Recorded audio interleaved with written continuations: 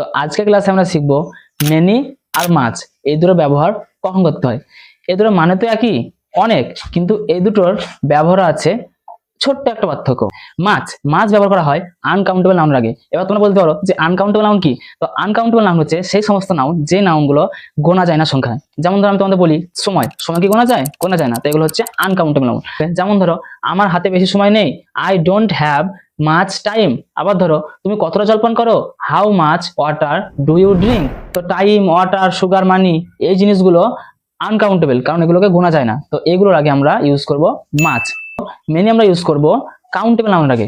Countable noun হচ্ছে সে সমস্ত noun যে নামগুলোকে আমরা সংখ্যা গুনতে পারি। আমার কাছে অনেক বন্ধু আছে, আই হ্যাভ মেনি ফ্রেন্ডস। আবার আমার কাছে অনেকগুলি টিচার আছে, আই হ্যাভ মেনি টিচার্স। আবার ধরো তোমার কাছে কতগুলো বই আছে, how many books do you have. তো দেখতে পেলো তোমরা, এগুলো হচ্ছে সবই আমাদের কাউন্টেবল নাউন, কারণ এগুলোকে আমরা সংখ্যায় গুনতে পারি। তো এর আগে আমরা ইউজ করব many. So remember, many countable noun and much uncountable.